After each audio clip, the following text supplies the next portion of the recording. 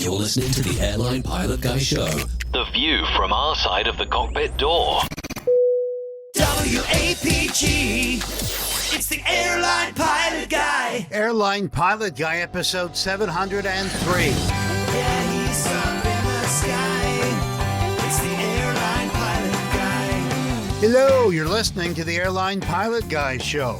The view from our side of the cockpit door. With the host, Captain Jeff, broadcasting live from APG headquarters in Roswell, Georgia. Today's show is recorded the week of April 6, 2026. Yeah, he's up in the sky. It's the Airline Pilot Guy. With Juliet and he's flying by.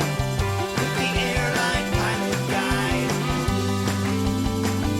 Guy. In today's episode, a small plane lands safely on a Pennsylvania interstate following the advice of ATC. In that area, the highway's the best thing I got. And police arrest a man they say tried to ram the gate at Daytona Beach International Airport.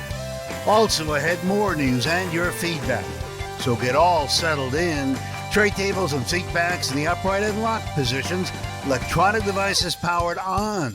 I'm Radio Roger, and Flight 703 is ready for pushback. Thank you, Radio Roger. He is an award-winning TV and radio reporter, currently at the number one all-news station in the nation, 1010 Wins on 92.3 FM in New York City! Welcome to the Airline Pilot Guy Show. It's an aviation podcast covering the latest in aviation news and answering your great feedback. I'm Captain Jeff, a former U.S. Air Force pilot and a former Delta Airlines pilot, captain for 20 years there. And let's see, joining me from his Garden View studio, in Hartford, Hereford, and Hampshire. Retired professional dog photographer, former RAF, RAAF fighter pilot, retired Airbus A330, A340 captain for Virgin Atlantic Airways. It's Captain Nick. Hello there, Jeff. Lovely to be back on the show again. Thanks very much. Now, let me tell you about the show number and about American Flight 703. It's a daily service between Charlotte, where Dr. Steph hangs out, and Buffalo, where presumably the Buffaloes hang out, typically on an A321, taking an hour and 47 minutes. The departure on time, only 77% of the time, but it makes up for the arrival rate of 87% on time. Very good. The best seats are the mid-cabin window seats at 2A or F or 3A or F. Avoid row 1, which is adjacent to the galley and lavatory.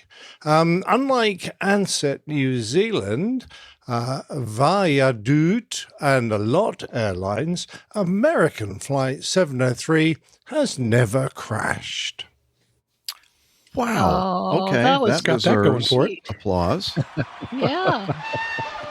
and Buffalo's where Tiffany hangs out. Our librarian. That's right, our Cool. APG Oh, librarian very up there. And Yeah. wow. Heard there's a lot of guys named Bill up there too. Yeah. A lot of bills. Yeah. A lot Is of that bills. right? Uh-huh. Yeah. All right.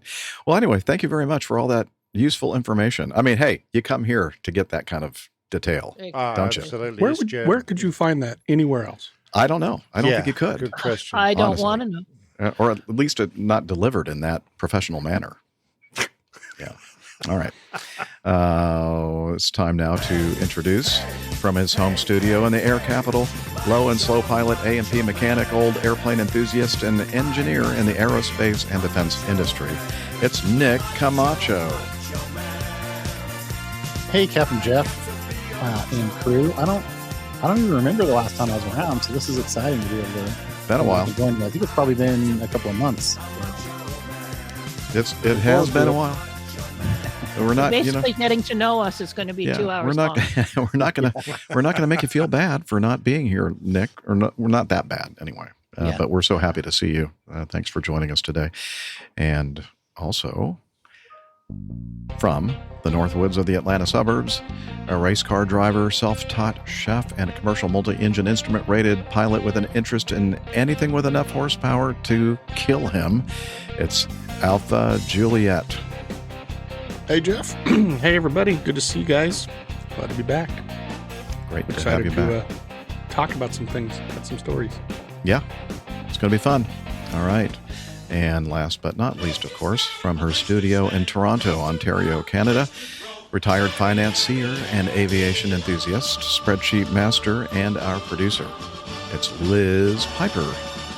Hi, everybody. I'm hoping this is the last time I'll say this for a long time. We had snow again this week. What? Yeah. Wow, it's been a while since you've had... Oh, wait a minute. No. You've had a lot of snow. We had a lot of snow. Anyway, great to see Camacho here, and have a good show, you guys. Thanks, Liz. Cheers. Let's do some news.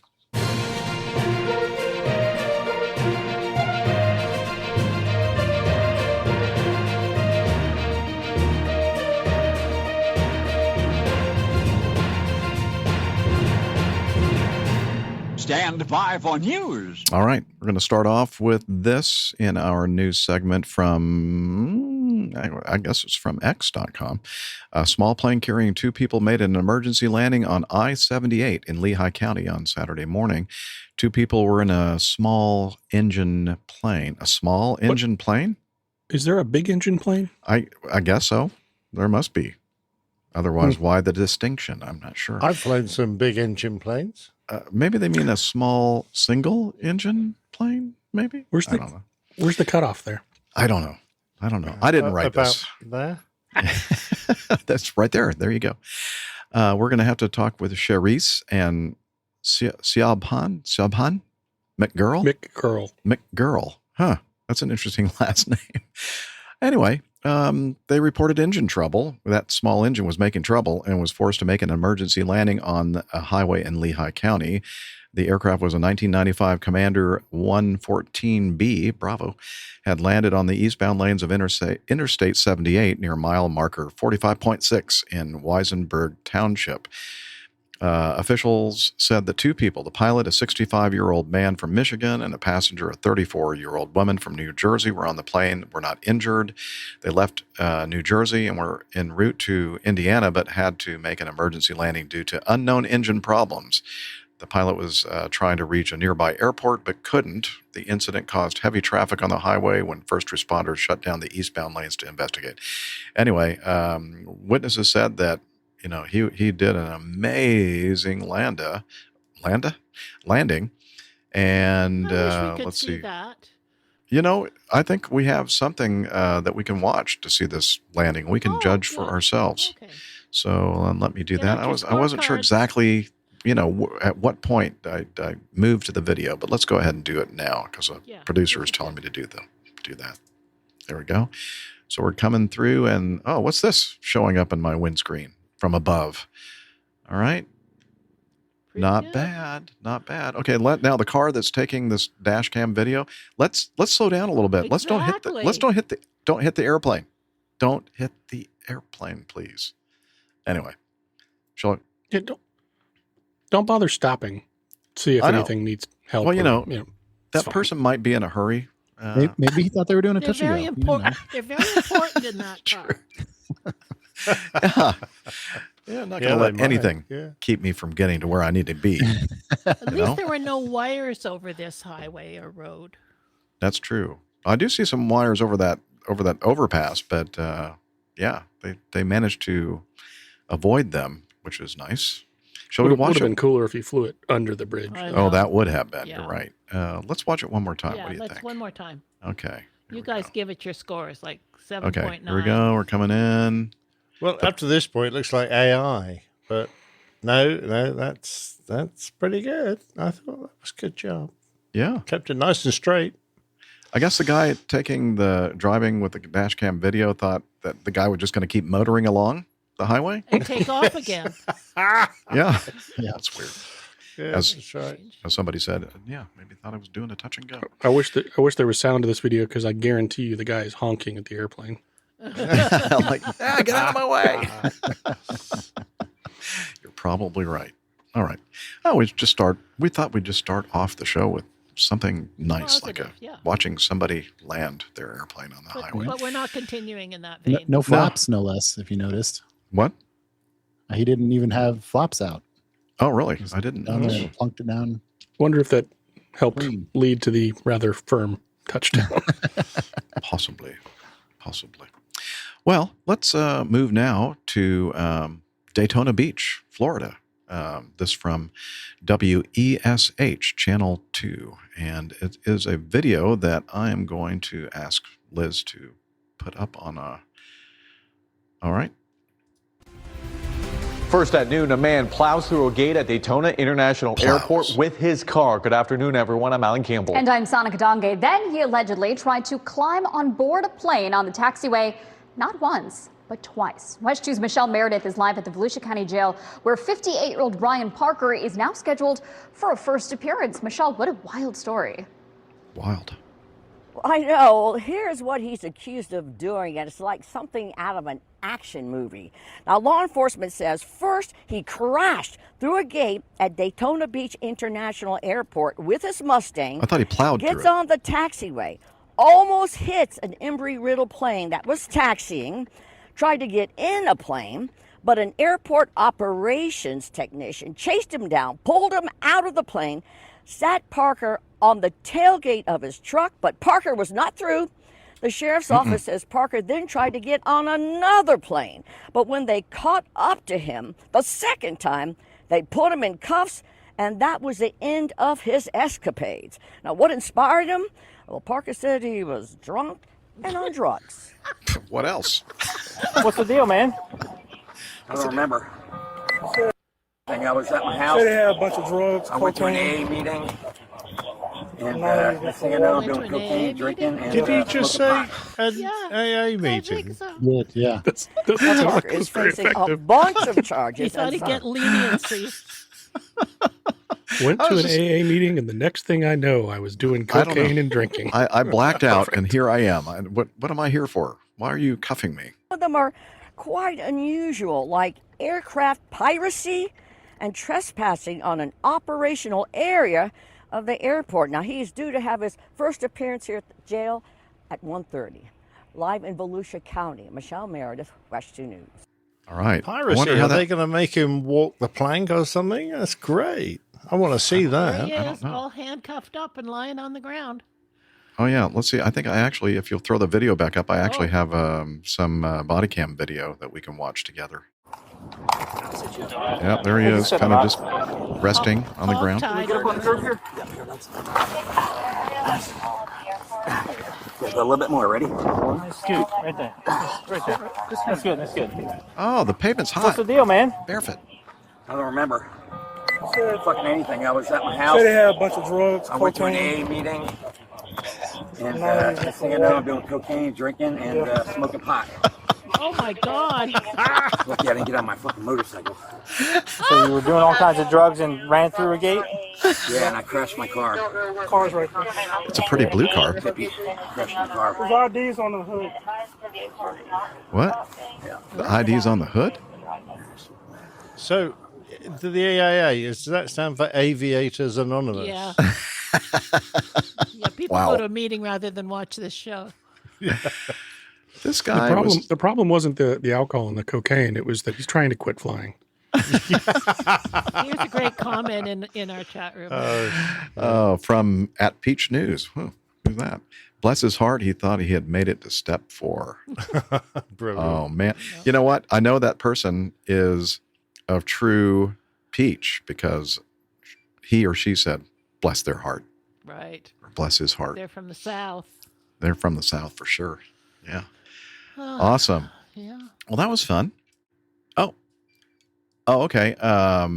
Producer Liz is telling me to tell you that Embry-Riddle Aeronautical University is, as referred to as just Embry-Riddle, is an aeronautical university that is based, well, the main campus is right there at the Daytona International Airport in Daytona Beach, Florida, or Daytona, Florida, actually. The beach is a little bit further to the east. That's true. And they do a lot of flight training. And in addition to that, they also have a full-blown university with all kinds of things like meteorology and I don't know, what are some of the other degree Aviation programs? management. And Yeah, they have their own, aviation like, management. fleet of aircraft there at the Yeah, they have a airport. huge fleet of aircraft at the airport.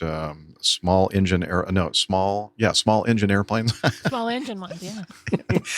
That and some twin small engine Do they have small a course twin on engine airplanes. Do they have a course on landing on highways? Do they have a course on landing on highways? I don't know. That might be an elective. It's an elective course. Okay, Yeah. But for extra credit, sure, why not?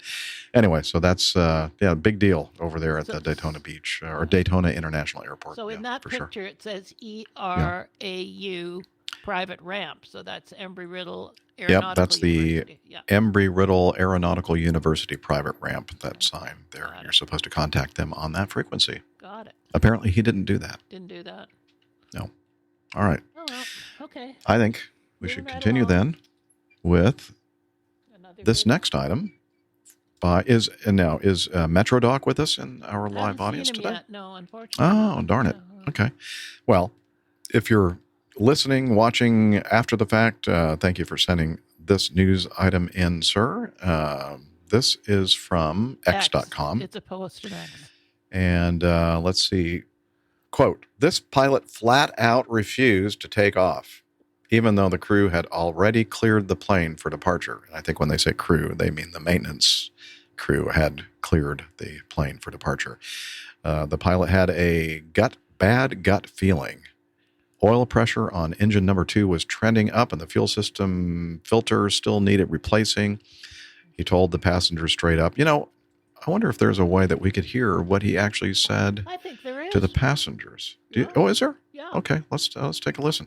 They told us that the plane's good to go, but I'm not really feeling it. This pilot is refusing to take off even though the crew confirmed the plane is fully safe, claiming he has a bad feeling about the airplane's condition. Little update here. Oil pressure on the number 2 engine is trending upwards. The aircraft is going to require fuel system filter replacement.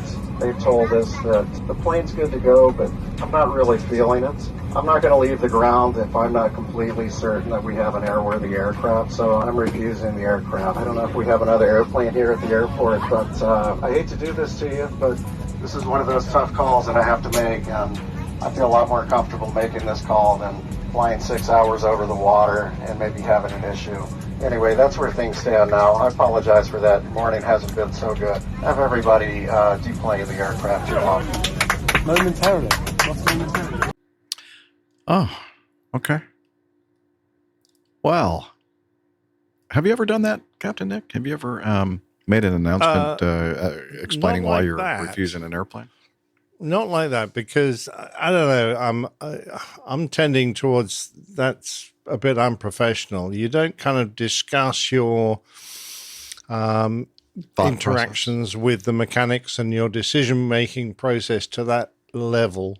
And certainly to describe it as a feeling in your gut that you don't want to take the airplane today, if you're going to tell the passengers that there is a fault in the aircraft and you're not taking it, make it definite. This is my opinion. Make it definite. Make it clear that there is a fault. Don't kind of rely on an ill feeling that you have found. So, yeah, I understand he perhaps wants to justify the fact that he's not taking this airplane, but he's going to have to do that when he speaks to the chief pilot afterwards, because after all, if the mechanics have signed the aircraft off and say it's fit, he has to have a good reason why he's not going to take the aircraft. And he needs to be able to, if asked, he's quite within his rights not to take the aircraft, but he has to say, this is why I didn't take the aircraft, not, I had a funny feeling that it wasn't my day to go flying. And I don't think that's a really good message to pass to the passengers. Yeah. I kind of have the same feeling about this whole thing as you. I mean, thank you for sharing the decision-making process, but yeah, you shouldn't have, in my opinion. I mean, all you need to do is say, hey, look, we have an issue with the aircraft and we're going to have to, try to find another airplane or possibly cancel the flight. Not go into all the detail and that he went through. TMI, yes, Liz. I think that this could be definitely a case of too much information that you're revealing. I'd call it TWI. The wrong information. The wrong information. Yeah. And I'd be curious to know, like they mentioned the fuel system filter needed replacing. I can't imagine the company would have signed that off outside of the limits, right? They're going to have like op limbs that require them to do servicing within certain windows. And a lot of times they'll have rules about if it's going to happen here, you can, at least on the GA side, the airlines are a little different, but I assume it's structured similarly where, if something's going to happen while you're in flight, you can continue to the next station or whatever. Mm-hmm. But I'm sure, if that fuel system filter needs to be replacing, they probably have like a range of time to replace it. Like, hey, you can replace the fuel system filter. It's good for 100 hours. So you can replace it starting, say, at like 85 hours or something. And it might be, he might be at like hour 87. So you could technically replace it, but it's still good for a period of time. So just, I don't know. I feel like both of those things that he said, while reasonable things to consider as a pilot, I feel like he's almost, he's second guessing the maintainers or not trusting in their judgment. And he's eroding the confidence in the company, right? Because the passengers are going to say, well, the company doesn't care about the maintenance of the airplane, when in all likelihood, like all of this stuff is probably within limits and fine. And, there's only so much the mechanics can do. So what the real reason is, what his third reason. Yeah. Oh, yeah. Why are you is that doing where his girlfriend lives? We've got an MEL on board the aircraft, minimum equipment list, which defines very clearly what is an acceptable fault and what is not. And it goes into absolutely everything, and it will include a fuel filter. And what usually happens when a fuel filter starts to get clogged, eventually a valve will start passing fuel in a bypass around the filter because the correct flow isn't getting through the filter. And once that happens, it usually pops a circuit breaker or puts a caption up in the cockpit. And so when it's happened. And then when you go to the MEL, it'll probably say this is fit for 6 sectors or 20 hours of flying or whatever the limit is for this particular aircraft. As regards the oil pressure, it's trending up. So he's getting too high oil pressure. So I'm going, okay. Well, if it's within limits and it's there's the volume is correct and you've got pressure, I'm just wondering where the problem is there. And anyway, does he really need to go into that level of detail to his passengers? Well, no, not really. It's almost like he's justifying it to himself while he's talking over the PA, which is not the way to do this. You make your decisions. You argue, if necessary, with the maintenance guys, because they're going to be going, well, it's fit. Look, here's the book. Here's the limits. It's good. And you have to put your case to them as well, because they're going to say, well, we don't understand why you're not taking the aircraft captain. But to blurt that all out to the passengers, I think is a bit unprofessional. And I've got a question about trending up. So they're still at the gate, but presumably. How long of a time sample does he have for this trend? I'm guessing that he was probably looking at the logbook, the maintenance logbook, and perhaps there have been some write-ups regarding that. Rather than okay. I don't know. I was just thinking, when it's off, it's 0. And when you turn it on, it goes up. So yes, it's trending up. Yeah, I don't think he meant at the moment. I'm looking at it right now, and it's starting to trend up. Well, it's not even on right now. Peach News has another comment, Jeff. Oh, Peach News says, that one dude hopped right up, ready to deplane. I suspect he was ready for another cocktail. He did. Yeah. He did. That guy right in front of the camera. Yeah. Hey, Steph. Dr. Steph is here. Hi. Joining us. Stephanie. Good to see you. I Speaking joined of high in pressure. The background is very space-like. It's in honor of Artemis 2. Yes. Yeah. Excellent. I love it. Actually has nothing to do with it, but we're going to say that that's why I did that. It does now. Definitely not that's what it is for sure. No. Anyway. So we just finished watching this X.com video of a captain making a PA to the passengers as to why they were not going to take that airplane, or he is not going to take, and that's all. And he certainly has that right. I mean, I've had maintainers, just swear up and down everything is good and is legal, and I may have some other considerations that they're not thinking of, like where we're going to and the weather conditions and all that kind of stuff. And I would say to them, privately, not in front of everybody, hey, I get where you're coming from. I understand that it's all legal and everything else. I just don't want to fly this airplane. And it's only happened once or twice in my 35-year career that I've done that. But you certainly have the right as a captain to not take the jet. Maybe they can find somebody else to take it. Sure. But I've actually gotten off of an aircraft in that same scenario, and the captain did come on and she said, there's just too much going on with this airplane. I'm not taking it. I'm sorry. We'll find a different airplane. Right. So. But going into all the decision-making process and basically saying, I just have this gut feeling that, something's not right. Like we're all going to die if we take this airplane. So, and I was also looking at my horoscope earlier today and the horoscope said, this is not going to be a good day to take my astrologer, my tarot card reader. Yeah. I got a chain email and I was only able to send out 8 of them. So. A Nigerian prince come back to me. I love it. But the final question the Metrodot puts is, would you rather have a pilot who listens to his gut like this or one who sticks to the schedule no matter what? Well, that's not the only decision he has. Basically, who listens to his gut what was I going to say? It was going to be awesome.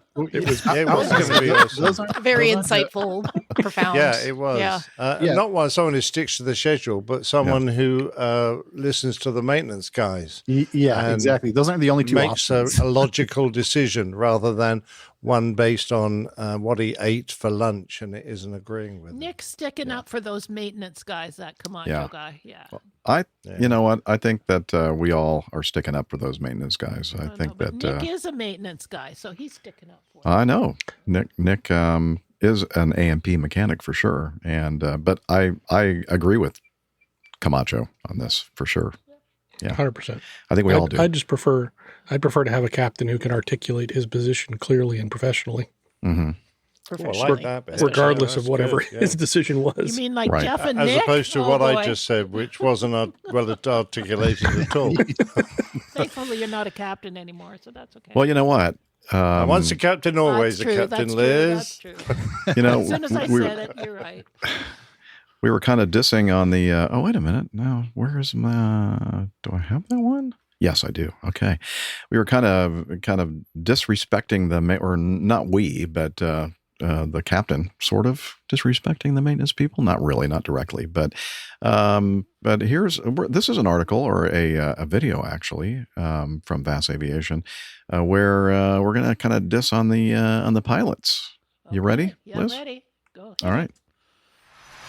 Again, our favorite video source, VAS Aviation, Real Aviation Communications, audio from liveatc.net. Delta 1988, Houston approach, runway 8 left, November stern.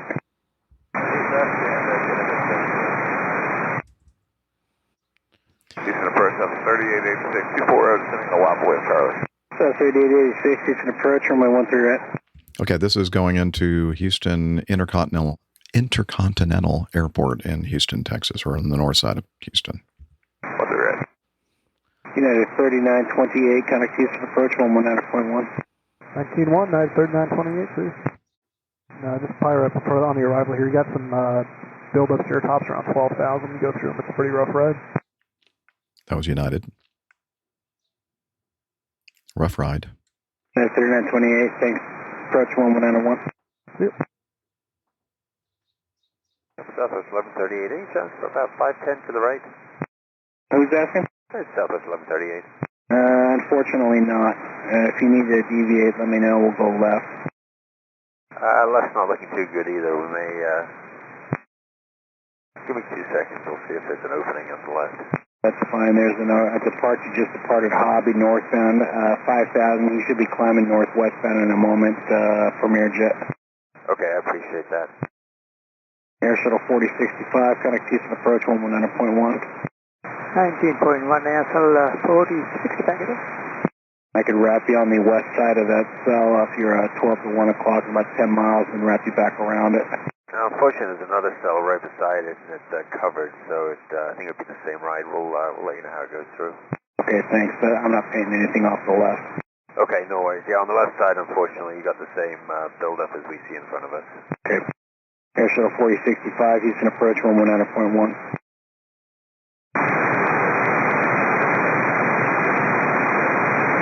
Does 5501, Houston approach, thanks, runway 8 left, November is current. I guess you can understand all that static. I'm Southwest 1138. In the descent, all it did was remind me I had to lose weight, but it wasn't that bad. Stand by on the bay. Southwest 1138, I missed that. Say again? Yeah, going through that cloud, it wasn't actually that bad, so if others are coming through. You said you need to go on a diet? Yeah, I think you did catch that, huh? Okay. Just want to make sure I heard correctly. I appreciate that. We all do. Contact Houston approach 13305. See ya. 3305. Sorry, I hope you have a great rest of the day and improves immensely. Appreciate that. Anytime. Enterprise Delta 988. Can we get deviation right? Maybe 5 to 10 degrees for the cell. Hold on. Speed 4250. When you asking for deviation? Delta 988. Delta 1988. Stand by.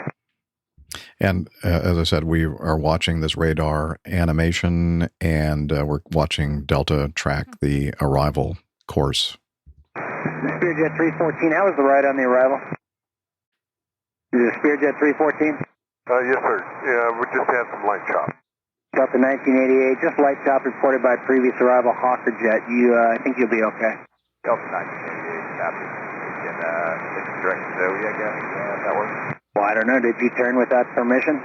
Delta 1988, not that. You said negative? Okay. Why don't you go ahead and proceed direct Kingwood, rejoin the arrival.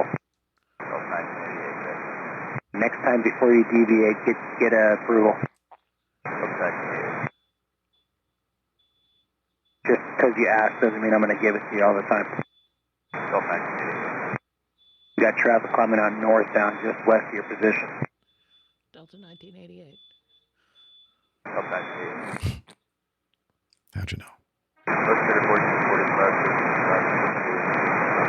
Unit 4245, you can approach, thanks, runway 8 left, November is current. Just some occasional light chop reported on the arrival for you. Sorry, commuter 4251, how's that ride? It's just off your left, looks like you'll be by it in about half mile.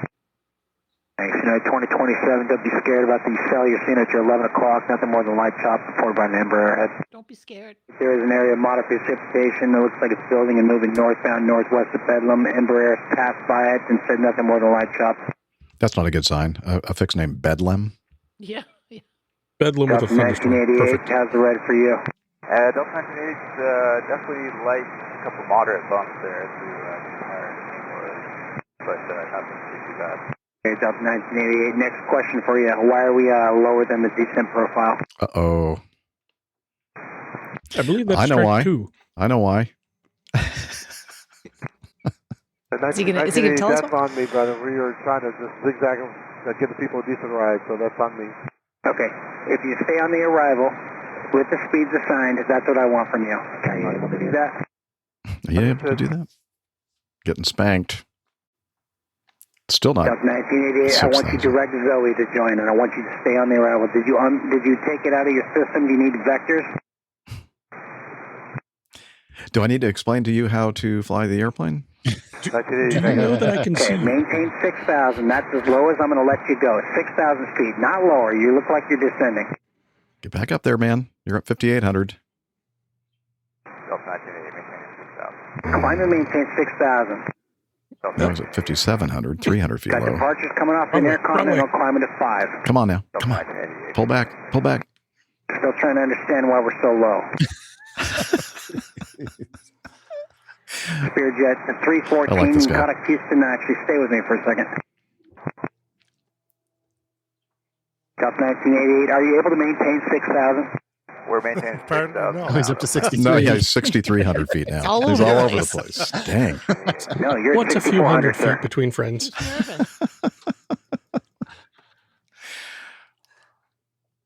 And then real 65. silence. Real silence.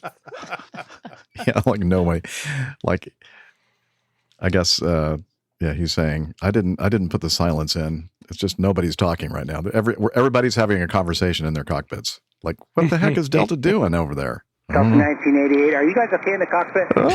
Delta 1988, A we're at 6,000 feet, correct, Zoe. Jet 314, contact Houston approach 119.1. We're finally level at 6,000 feet. Direct to Zoe. South 3886, contact Houston approach 13305. 3305, we'll see you southwest, 3886.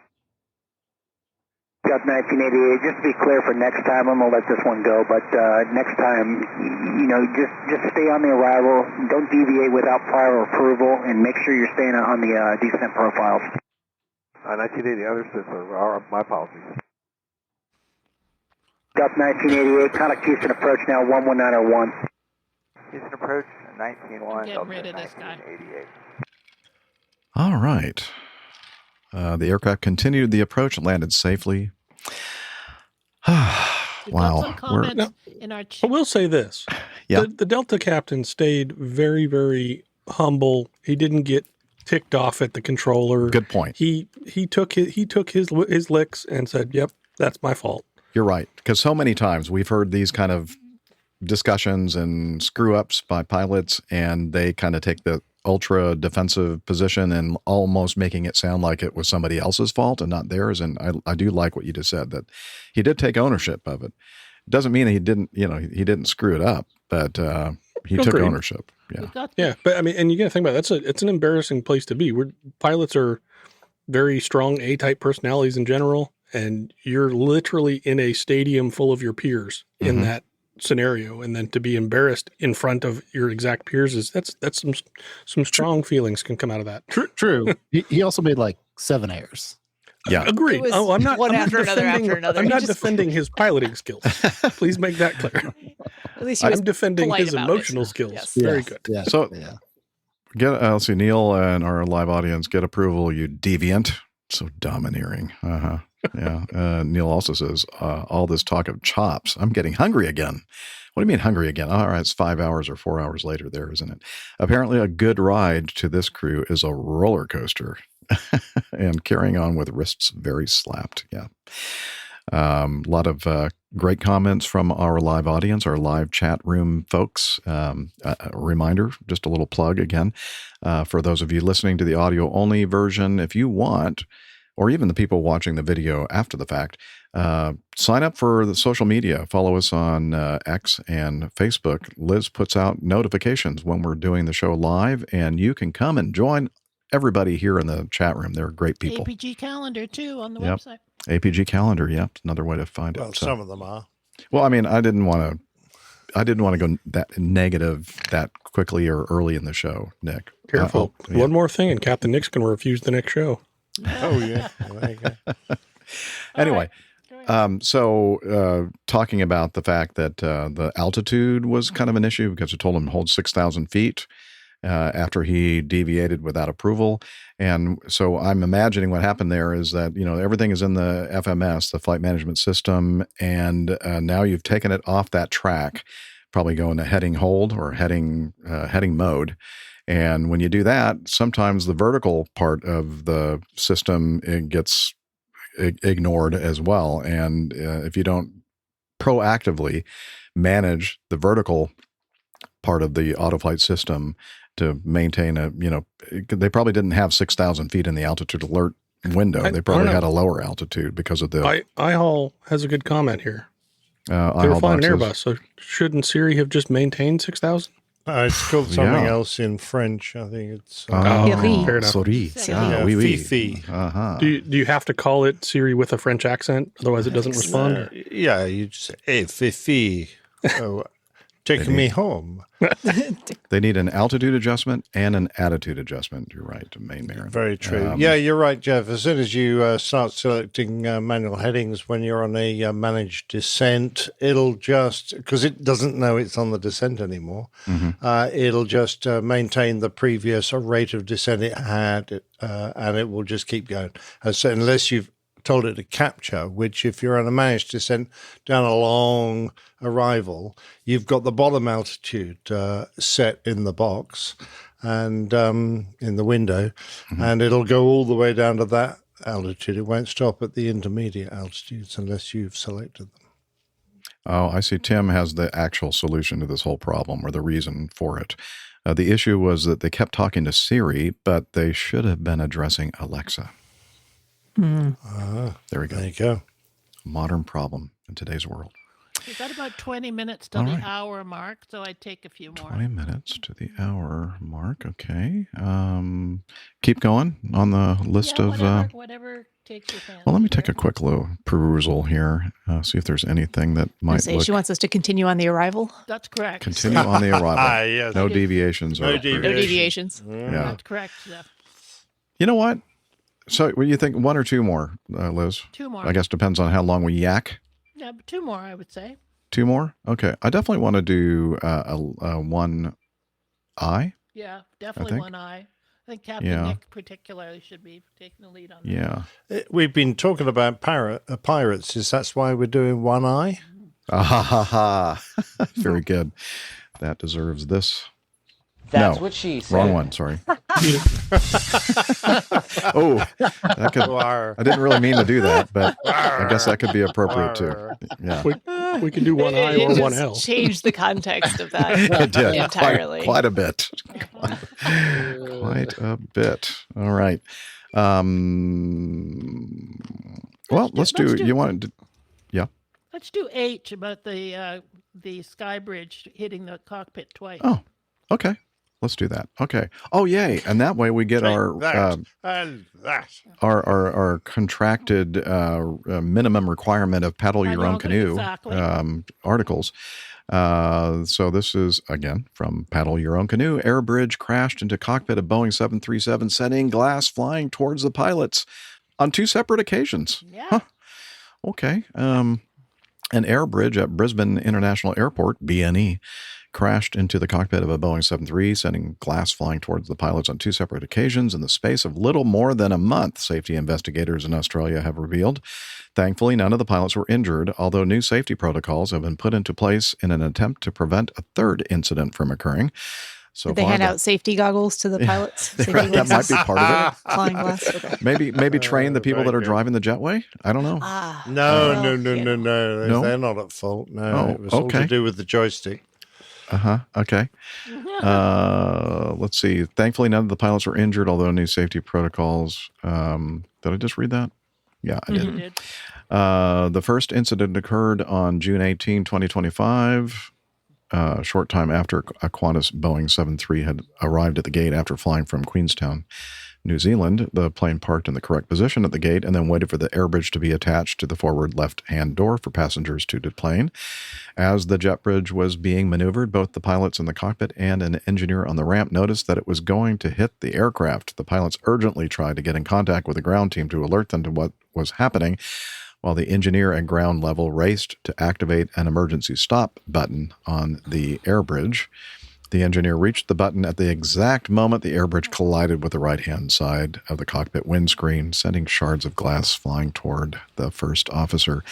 A little more than a month later, in July of 2025, a very similar incident occurred when a Boeing 737 MAX 8, there's your problem, operated by Fiji Airways, arrived at the gate following a flight from Nadi, Fiji?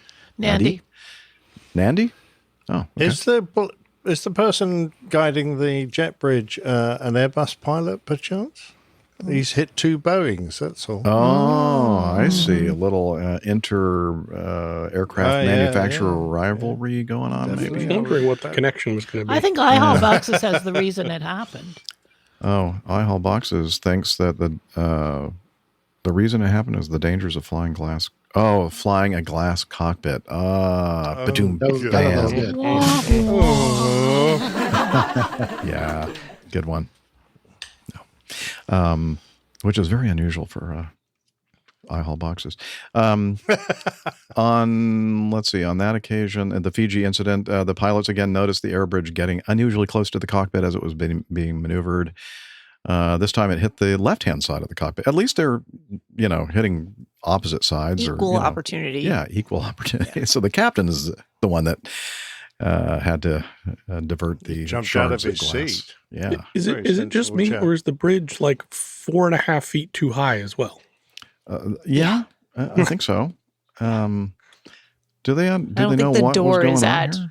windscreen level. Yeah. Yeah. Yeah, they I'm wondering worked about out what's the happening. visual capabilities of the jet bridge driver. Or maybe they were just closing their eyes. They do mention that as well, Steph. Oh, okay. Because he's got a very poor view, apparently, and particularly when approaching narrow body planes. And they have to maneuver at a long distance to go out to the narrow bodies. It's hard. So that the passengers don't have a steep slope to walk up. Because obviously those little tiny little aeroplanes close to the ground and all that. iHall Boxes has got a comment. Only for people in North America will get this one. 1-800-SAFE-LIGHT. Okay. Safe flight repairs, safe flight Relays, replace. which it's a different company, but it's the same jingle in the UK. Oh, yeah, right, exactly. Nick? Yeah. Yeah, Yep. yeah. Mhm. Okay. What's the company? Autoglass. Autoglass, yeah. But it's the exact same jingle. That's awesome. Interesting. Yeah, apparently the operator had very poor visibility while moving to laterally, and they had to move a long way to get to the narrow bodies as opposed to the wide bodies. And what's more, when the controllers of the jet bridge moved the joystick, they assumed if it was in the 3 or 9 o'clock, it would go parallel to the aircraft, but it didn't do that. It actually moved in towards the aircraft as well. So I think it was a poorly designed controls, or they were poorly briefed on how the controls worked. Poor understanding of the way things work in physics and mechanics and that kind of thing. Yeah. Yeah, I think this and might the be a fact they geometry couldn't see problem. where they're going. Yeah. Peter Tarantelli says this makes a good case for a horn in the cockpit. Yeah. Tim's got a we good had one too. in my Airbus. Didn't Jet you bridge guys operator have didn't do the horns missed in approach your procedure. cockpits? Yeah. A horn in the cockpit? To get the attention of Yeah, we do. Yeah, isn't we the- have a horn that gets the attention of the But mechanic. isn't the horn supposed to be on the outside? Because if you, Yeah, if you yeah, set yeah. off the horn in the cockpit, nobody No, I outside mean, the you airplane push the can hear it. button for the horn inside the cockpit, Yeah, but it yeah, actually he sounds understood. outside. Yeah.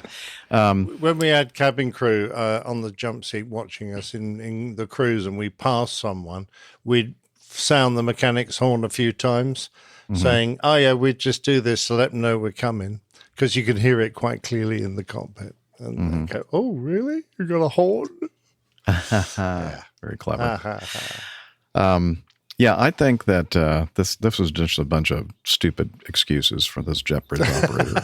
Obviously, other people have been able to do it successfully many, many, many times in the past, and probably since these incidents. So it's just, I think, a poor understanding and poor training of, grasping how this whole thing works. And I can tell you that was one of the most frustrating things for me when I was an active airline pilot, was watching some of these jet bridge operators try to manage getting the jet bridge to the front left door of the aircraft. And you're going and you're looking at the wheels and you're going, that's not going to work. It's not. Nope. Wrong trajectory. You should, and none of them were ever looking at the little pointer thing that shows your wheel position, and they were just looking outside, and they were just going like this with the joystick, and they're going, okay, this is not going to work. This is not going to work. Anyway, very frustrating. All right. Okay. I'm getting stressed just thinking about I know you're very stressed. about it. Yeah. Okay. Let's do I. Let's do I. Okay. This is also from Paddle Your Own Canoe. We got a double. Yeah. The daily double. Daily double of Paddle Your Own Canoe. Hawaiian Airlines pilots must shave off beards later this month as Alaska Airlines overturns rare exemption. Pilots at Hawaiian Airlines, okay, we just said that.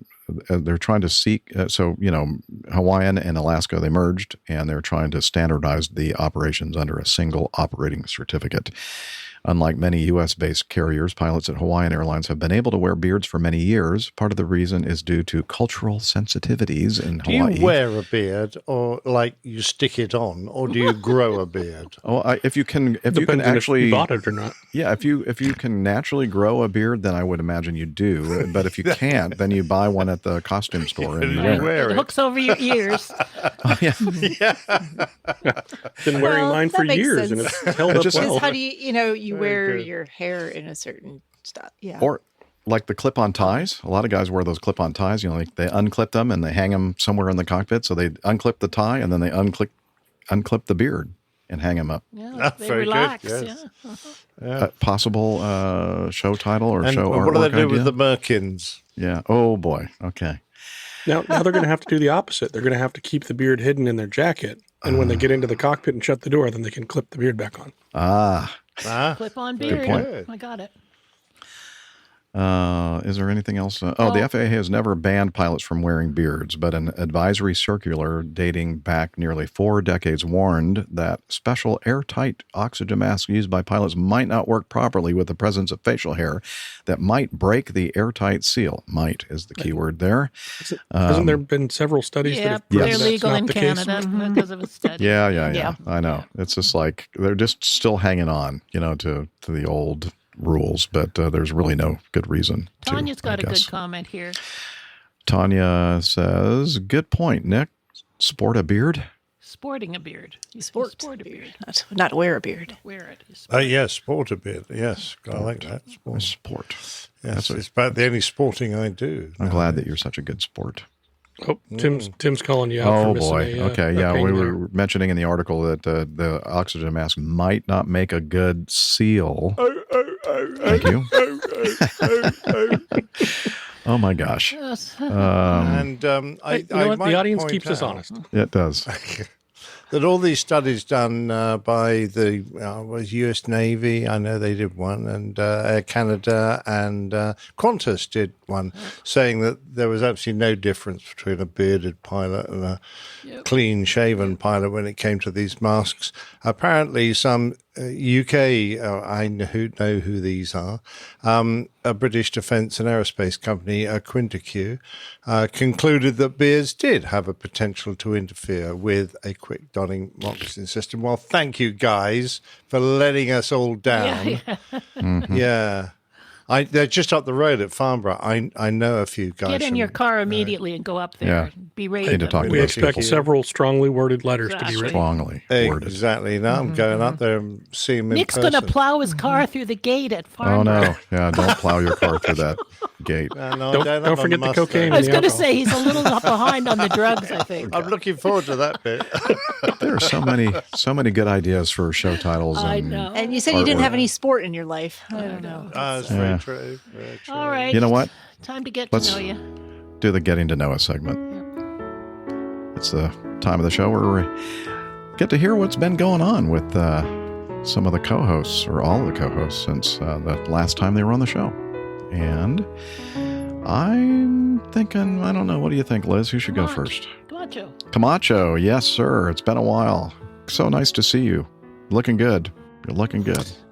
It has been a while. I've been doing my standard work travel, but in between there, I've had an annual come due on my airplane, and was able to turn the fastest annual to date that I've been able to do on the airplane, which makes sense. I've had many periods of downtime the past 5 years that I've spent getting it tidied up and tightened up. So had a pretty quick turn. The only downside was my oil pressure gauge was on the fritz a little bit. Was it trending upward? Did you refuse to take the plane? It was, it actually was. The air code was showing 1999 PSI, which I feel like is great. That seems marginally high, though. Seems a lot. That's a lot. Yeah. So normal's like what, 40? Yeah. 1990.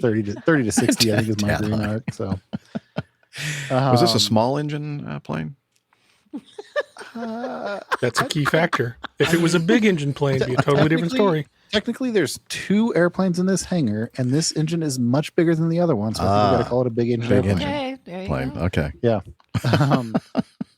No, the frustrating part was I called the company in through I probably didn't explain it well enough, but the initial troubleshooting advice that I got was that I probably have a loose ground, which is like the worst electrical gremlin you can have.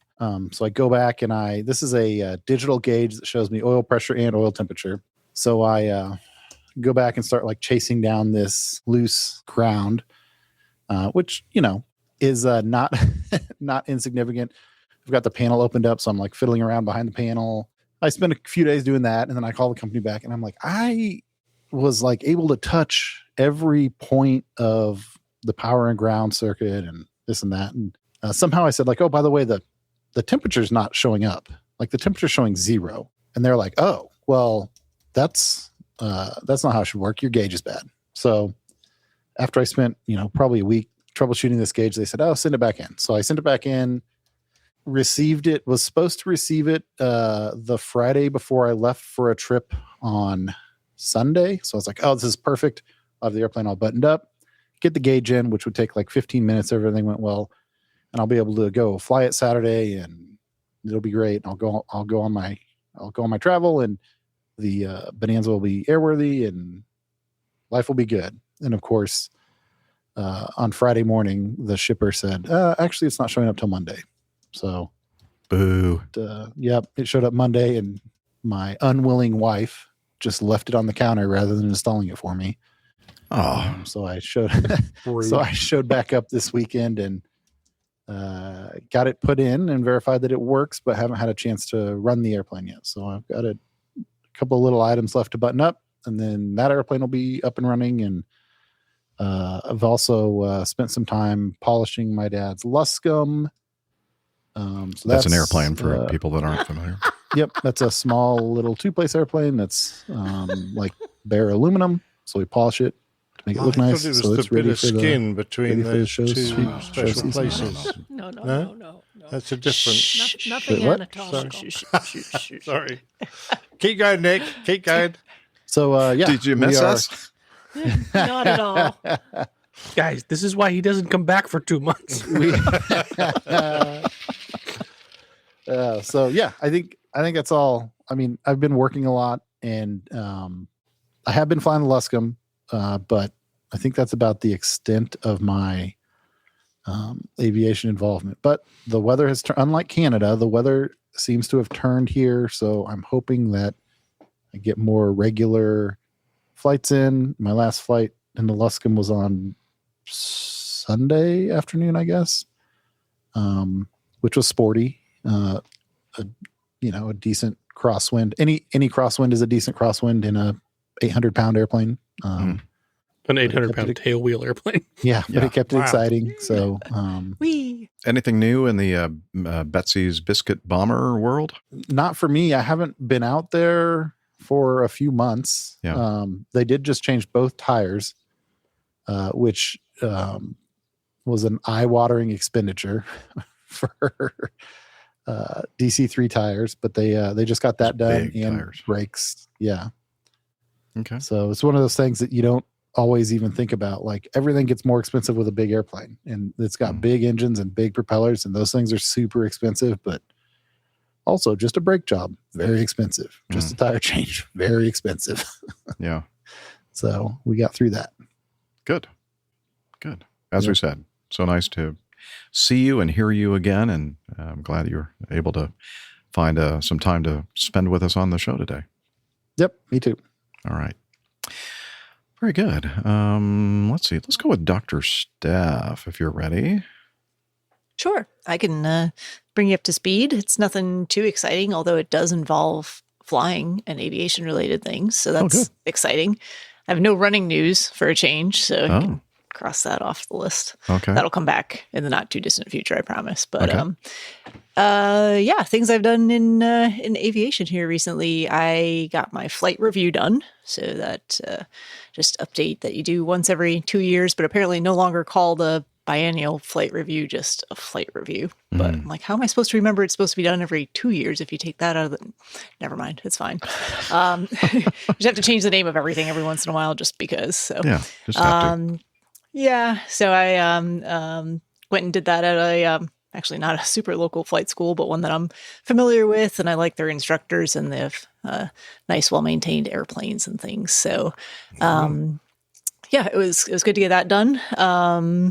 It was fun. You know, it's not a, for those who don't know, it's not like a test really, but you do prepare. You want to make sure that you come in, you know, having reviewed some knowledge items, and you expect to do flight maneuvers, and it should be, you know, relevant to the type of flying that you do. And I'd not flown with this particular instructor before. She goes, yeah, so tell me about this flying. And you look at any like cross-country planning or anything like that. I was like, no, I fly at the same airport 100%, almost 100% of the time.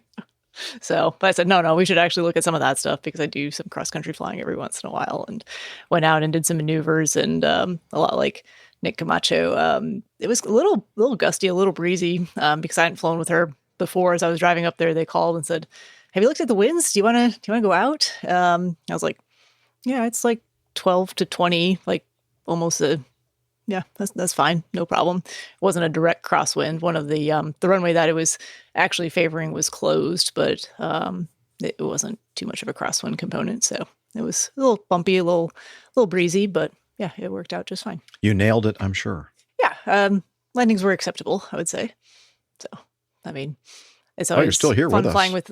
Must have been okay. Exactly. Well, it's always fun flying with instructors who are doing most of their flying with like primary students and things. Like, you know, look, let me, you know, let's just sit back and enjoy the ride for once and not be hopefully terrified by what I'm doing over here. And then, last weekend did a little bit of jumper dumping as well. Not at my usual drop zone, actually. But a neighboring one, they were leasing an aircraft that I'm on the insurance for, so they needed a pilot. So I said, I can do that. So it's just one day because the weather was good on Saturday. It was a little breezy again, kind of the same gusty winds out of the south. We didn't have a lot of sport jumpers show up, but it was fine for doing the tandem business. And this airport, the winds were right down the runway, so that was fine by me. And probably about 4 hours worth of flying. So that was pretty decent for a Saturday.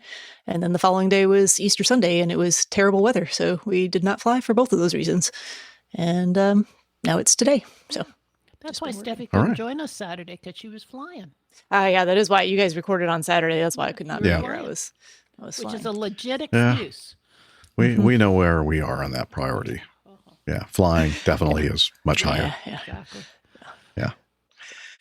Let's see, Alpha Juliet, sir. Sure. How are you? I can go next. All right. Kind of similar story. Not a ton. Been kind of just a regular work week since we last talked, but I did get to go flying with a friend of mine from California. Flew all the way from California to go flying with me, and brought a friend of his that works with him. So new budding pilot. He's got. I think it was his second flight. Is it Tim Van Ram from California? No, it's not Tim Van Ram from California, Liz, unfortunately. No, this is my friend Mike. You may remember last winter when I got to go out to Mojave and have a little fun with the jet, and then I got to fly a little RV6.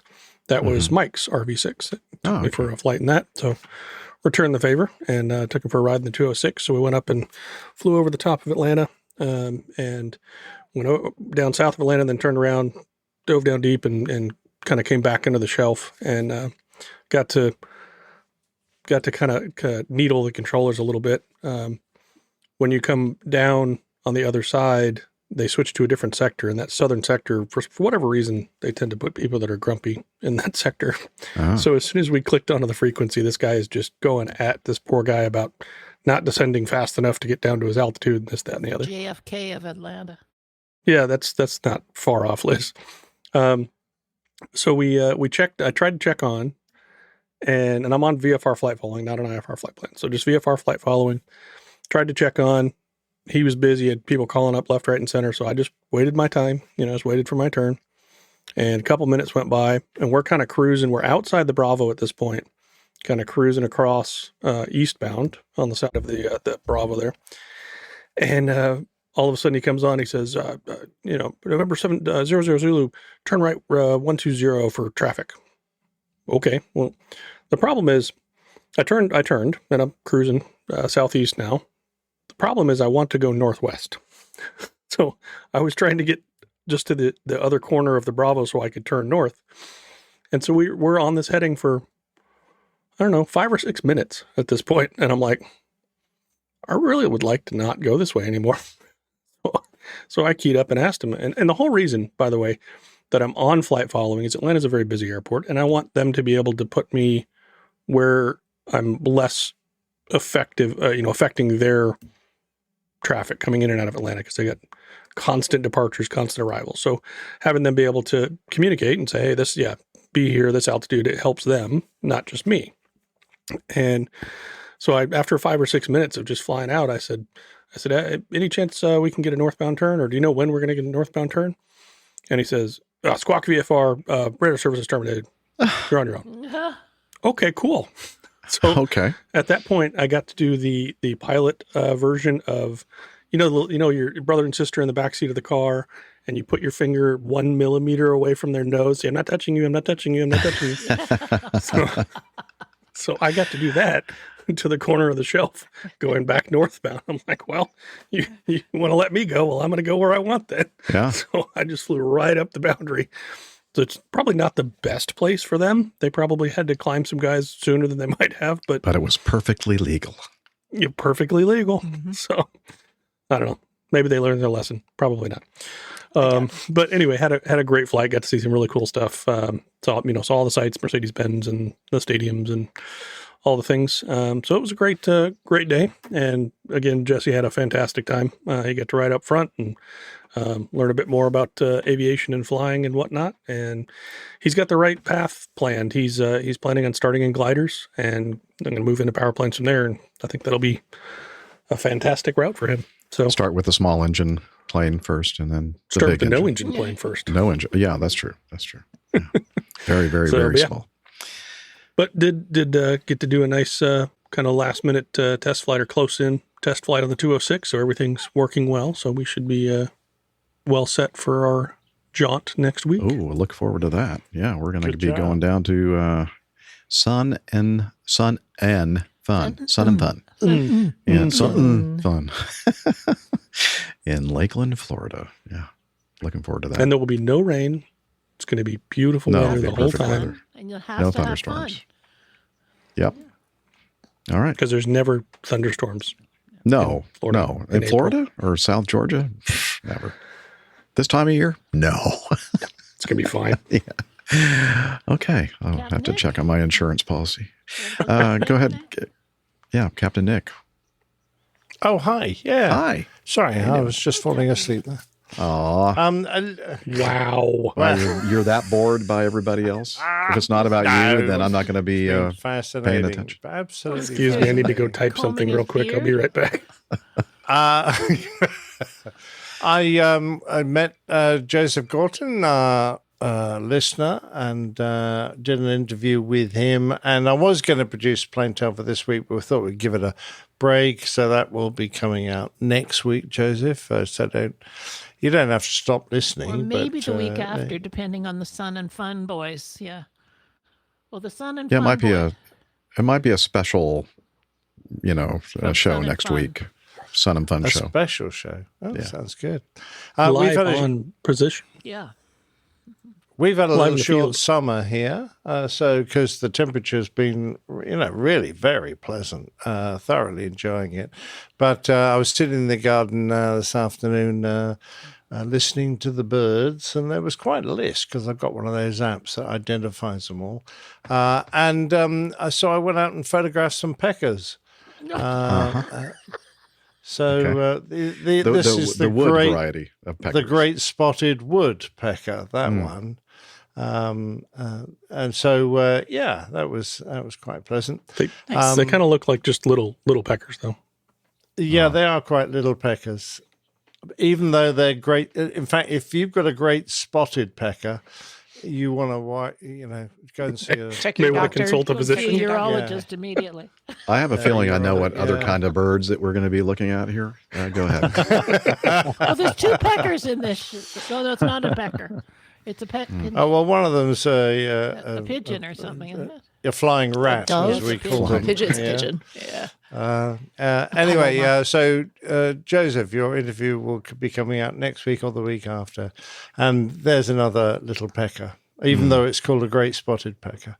It's a perky little pecker. It was. That's been my week. And the artwork, should we? I thought for sure that you were going to show some pictures of some tits.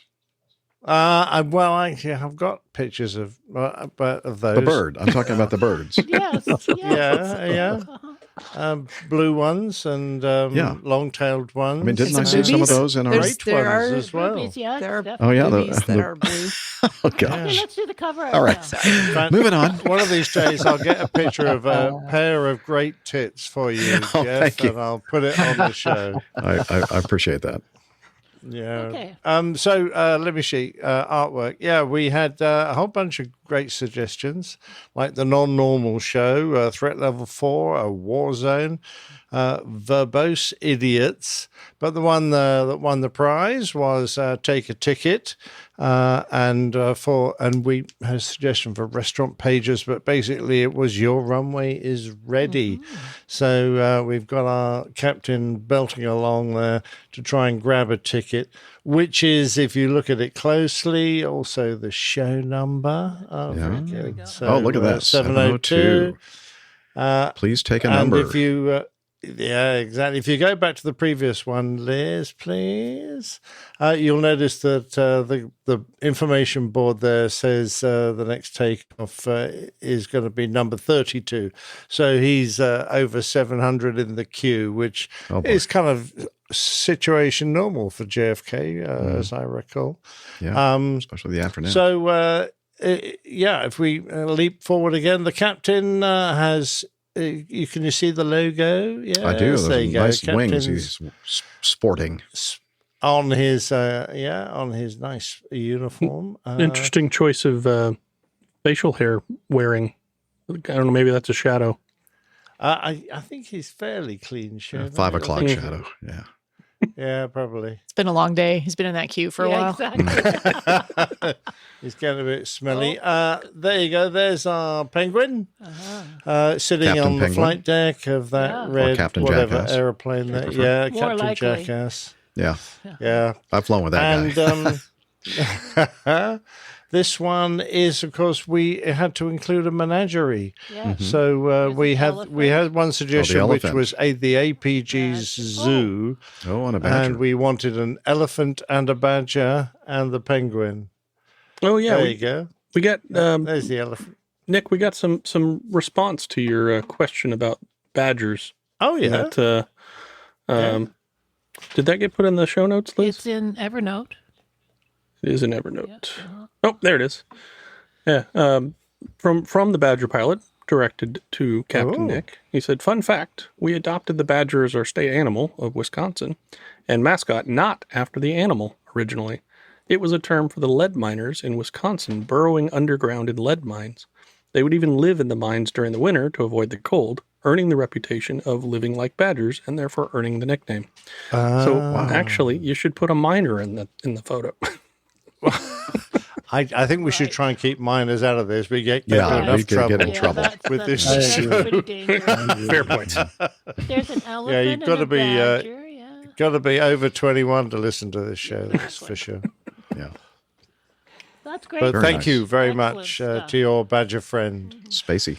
There we Love go. it. All righty. All right. Captain Jeffrey. Oh, me. Let's see. I should probably look to make sure I don't miss something. Oh, yeah. Sam, who is Sam with us today He in was. our I haven't live seen him. audience? I think he was earlier. I thought I spotted him. Not Sam Dawson, Bolog. Sam Bolog. Sam Bolog out in Los Angeles vicinity sent this to me just today, actually, earlier today. He said, hi, Jeff. Me and my sister Wouldn't it be my sister and I? Took a trip to Florida years ago through, that's what you do, when you send in feedback, I'm going to correct your grammatical errors. Grammatical? Yeah, I know. Yeah, I'll cut that out. Shut up. Okay, now I'm going to have to leave it in. Dang it. Yeah. Anyway, I like the sister. Me and my sister took a trip to Florida years ago through ATL. When boarding in Atlanta, my sister begged me not to talk to the pilot. Mind you, I was taking flying lessons at the time. Well, he was welcoming everyone, and we started talking. He invited us into the flight deck, where guess who got to sit in the left seat? Well, it's not a big surprise, Sam. Come on, look at the pictures. Exactly. It's his sister that got to sit in the left seat. For a girl who has no interest in aviation, she seems to be enjoying the tour. Yeah, well, they had no interest in you, Sam. They had interest in your sister. Yes, Sam's and that, here. by the way, that captain there, I recognize him. I don't remember his name, but I flew with him several times when I was a first officer. Yeah. Really? Wow. Yeah. Yes, Sam's but not in the this chat case. room. Sam is here. Oh, Sam is here. Okay, good. Now, the thing is, what's weird about this, that third picture there with your sister sitting in the left seat, I'm trying to work out exactly what is that's behind her. Like, it looks like a black, like, you know what I'm talking about there? Where the windows are? I have no idea. Like a sunshade? Oh. Yeah, but it's like extending from the top all the way down. And the other thing I'm wondering about, is that a 7.2 or is that an L1011? I can't tell from that picture unless I zoom it in. Look at the top picture. Well, I know the top picture is a 7.2 for sure, but I'm just looking at the instrument panel, and I don't know. Everything feels more to me like an L1011 than a 727, but I don't know. Maybe that's just me. Yeah, IHAL box, it says that's the Airbridge going through the window there. Okay. Yeah. Very good. Good point. All right. Anyway, so I just thought I'd read that. Thank you, Sam, for sending that. So are you in the RVS, Jeff? What's going on? Yeah, I am in the good eye and good catch there, Liz. I am in the RVS, the Road Vessel Studio, and I'm on assignment here in Pensacola Beach, Florida, just in case something goes wrong aviation-wise. I mean, you have the Blue Angels and, a lot of naval aviation in the area here, so you never know when something's going to crash. Might be called upon here to cover the news. But no, I'm down here. Just wanted to take a couple of days. Just it was a kind of a busy Holy Week and singing for all the different masses in the Triduum and the Easter Sunday, and now I'm having not a very holy week for sure. I'm being a good boy here and enjoying the wonderful weather here in Pensacola Beach. So a nice Florida vacation right before your nice Florida vacation. Yeah, well, okay, maybe I could have planned that better. Acclimatized. But, yeah, it's a different part of Florida, right? So yeah, there you go. iHall Boxes says you're serving as center point for the Blue Angel demo. That'd be nice. Yeah. Anyway, I'm gonna head on back either later tonight or early tomorrow morning because I'm singing in a wedding tomorrow afternoon, and I think I have another wedding on Saturday, and then the normal masses for the Saturday and Sunday. So, yeah. Going to be a busy weekend for me, but it was nice just to take a little bit of a quick break. I got here on Tuesday, and tonight will be night number 3, and I'll be heading back up to the Atlanta area. So, and when do you and AJ take off for Florida? Monday? So AJ and I are going to depart Atlanta on Wednesday, I believe, on Wednesday, of next week. Cool. Right, AJ? Yeah.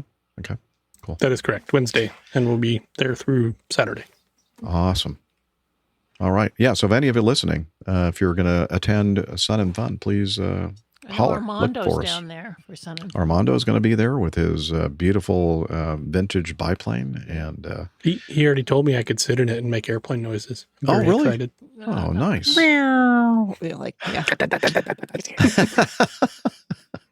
I hope he brings the mounted machine gun that comes with it stock, I think. That'll be fun. It is made in Texas. Yeah, well, then you got to have a Jeff, do you gun want to then. just quickly touch on the coffee fund, and then we'll go? Yeah, let me just quickly tell you about our coffee fund. We don't have any contributors this week, but except for our normal recurring contributors, we appreciate you guys. Johnny, how much more coffee? No thanks. I love coffee. I love tea. I love the APG community. Coffee and tea and the Java and me. A cup, a cup, a cup, a cup, a cup. Oh, yeah. The Coffee Fund. Your way, dear listener or watcher or follower, to support us financially if you have the resources to do so. As we always say, our caveat is if you have to use that money for food and for shelter, clothing, and flying lessons, then forget it. We don't want to see your stinking money. But if you want to support us financially, there are a couple of different ways to do it. One is the Coffee Fund Classic method, which is essentially a platform for every once in a while sending some financial support. We do have some recurring contributors using that mechanism as well.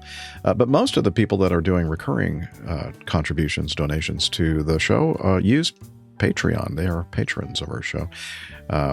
Both of those methods are equally effective. So if you are thinking about supporting us and letting us know that you are deriving value from the show, then what are you waiting for? Head over to airlinepilotguy.com/coffee. You'll be glad you did. We will too.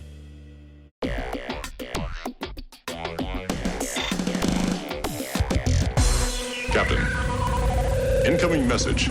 All right, we're going to start off with this. We received this quite a while ago, George. Sorry, it's taken us so long to get to it, but George Hollis in Brunswick, Maryland, sent this. He says, Jeff, you liked what I recovered from the web about Delta and the Mad Dog. Here is a generic clip about your other love. And I'm thinking, oh, maybe some of my old girlfriends or something. Let me see what we got. Can we show that on YouTube? Well, I don't know. I'll have to maybe just do a quick Highly screening. censored. Yeah. Might not go well. So let's see what this is all about, George. By 1958, Boeing had already changed commercial aviation with the 707. It was fast. It was powerful. It was the future. Yeah. But it had a problem nobody wanted to talk about. It needed a lot of runway, and most of the world did not have that. Airlines were expanding, passengers were multiplying, but the airports connecting smaller cities, regional hubs, remote destinations, they were short, they were narrow, they were nothing like the runways the 707 demanded. Boeing knew it had to build something different. So in 1960, they went to the airlines.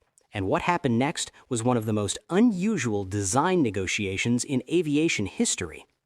United Airlines wanted 4 engines because its hub at Denver Stapleton Airport sat at high altitude, and high altitude eats engine performance. American Airlines wanted 2, clean, efficient, nothing extra.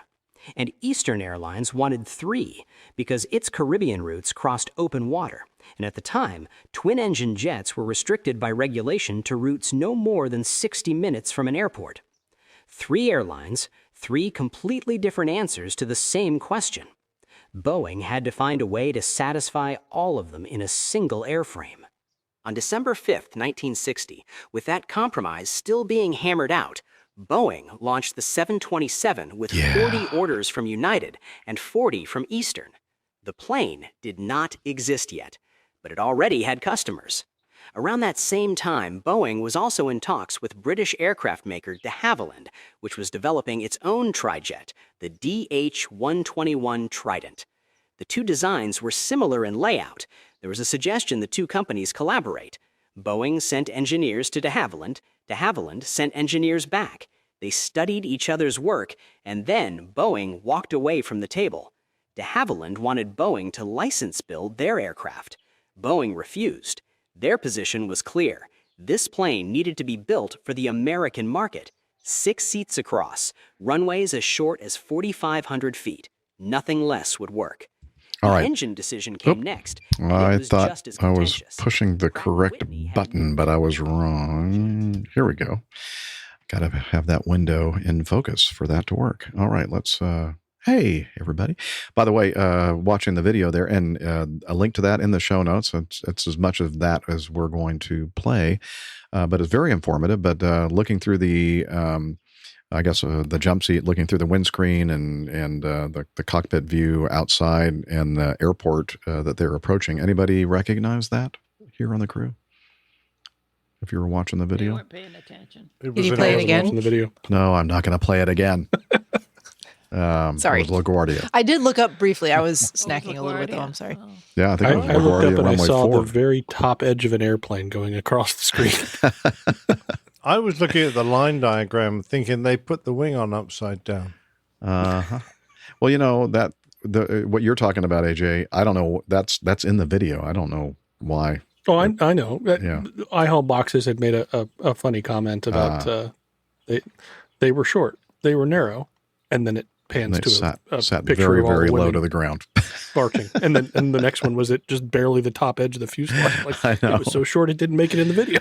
Yeah. Anyway, it's a great video. It tells the history of what they were looking for in an airplane, and 727 was what they came up with, and it was a very, very successful airplane. I forgot they say in the video how many were made, but I had the honor and opportunity to fly that airplane, all three positions: flight engineer, first officer, and captain.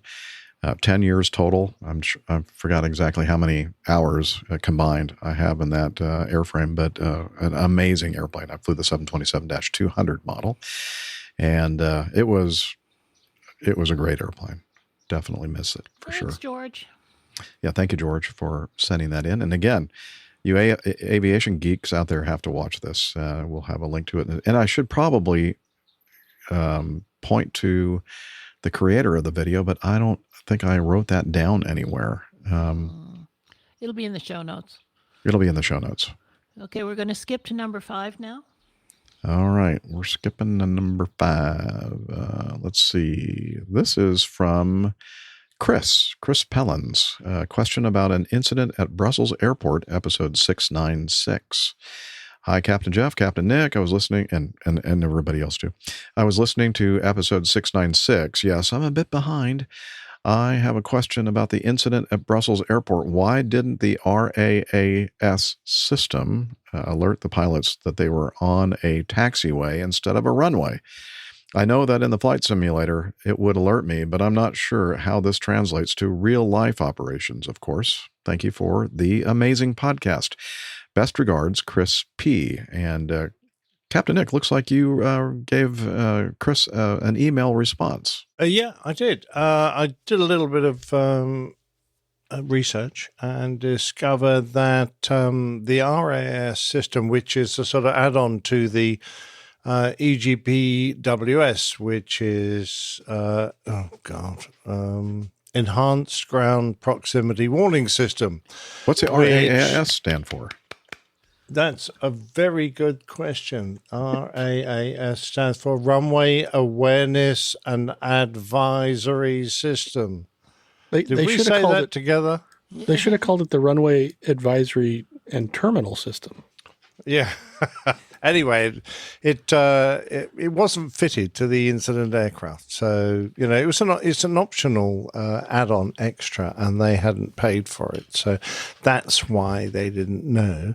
But I reckon there's little doubt it would have prevented the near accident. However, the software for it was simulated in flight simulators, so it's quite likely that you could bring it up and use it in the simulator, but it wasn't actually on the actual aircraft. I'm afraid. Oh, well. Very good. I don't know. I never had an aircraft with it fitted, so I don't know what it looks like or how it alerts you. I would be interested to know, Kris. So perhaps you could write back and give us a bit more information about it. So you've actually seen it work in the simulator, yeah. If Captain Stephen had been with us, I think that he's flown some jets with that installed, right? Airbus A380. It sounds a lot cheaper than the kind of system that you get in LA and places like that, where they've got embedded lights in the taxiways and on the runway that illuminate and give you an external warning. This is something that is internal in the cockpit, which I think is probably cheaper. I would think so. Than digging up your runways and fitting a whole additional light systems. Dig once, cry once. That's what I say. Dig once, cry. Yeah, definitely. All right. Let's continue on. Thank you, Kris, for that. Hope that answers your question. We have some feedback from Erbium. Erbium, I guess. The Jeff number. Okay. And he heard me. He tried to, or I tried to correct the case for your brilliant idea, Erbium. Dear Liz and the aviators, more greetings from Northern Scotland. I'm delighted that the J number has met with approval from you all. Yep, it's part of now the lore and character and charm of APG. I'm delighted. Let's see. I've been listening to APG number 699, and I think that Gus's J number app is wonderful. However, I'd like to point out that as per my original proposal, the J number is the ratio of taxi speed to V1, not to max taxi speed. Jeff did point this out on 699. Well, I tried to, but nobody listened. Which is a good thing, given that the thing is named after him. As promised, my tech paper for EASA FAA is rapidly progressing to the, quote, I'll get to it mañana stage. Oh, well, talons and all that from an avid fan, Erbium. Yeah. It's like he even mentioned it when he introduced the J number concept. Is that it's like a ratio, like a Mach number. The ratio to the speed of sound. So, in my case, it's the ratio of your actual taxi speed to your V1 speed, which can change depending on the weight of the aircraft and that kind of thing. So I just had I think what could be a brilliant idea for a new shirt. Now I'm not going to make it. Somebody else can do that, but I'm just the idea guy. Yeah. But we need the formula. So Erbium, if you can write us the formula, right. J number equals V1 over square I, whatever. Yeah. We could make that into a t-shirt. I think that would be cool. It would be. And Peter, I say this almost every show. We're going to get together one of these days, and we're going to make it happen. Maybe for Peter's sure. going to Sun and Fun, and you can talk to him there. Yeah, is Peter going to be at Sun and Fun? Maybe we can talk there, That'd huh? be great. Or maybe Oshkosh. We've been bugging him about it. I know. He should show up. Yep. All right. Let's continue then with this from Tim Van. Do we have to do this one, Liz? Okay. Yeah. Oh yeah. I mean, just because it's from Tim. But now that I'm looking at it, it's definitely worth doing. He says, hello, APG. Just saw this segment on the Today Show, which is Trailblazing Pilot Marks Major Milestone for Women in Aviation. He said, I think it's worth sharing with the community. Talons, Tim Van Raam. Okay, so I do. Again, we're not going to play the entire thing, although I do recommend highly that you do watch this, click on the link and watch the entire thing. It's not too long. But let's at least look at the beginning of this little teaser.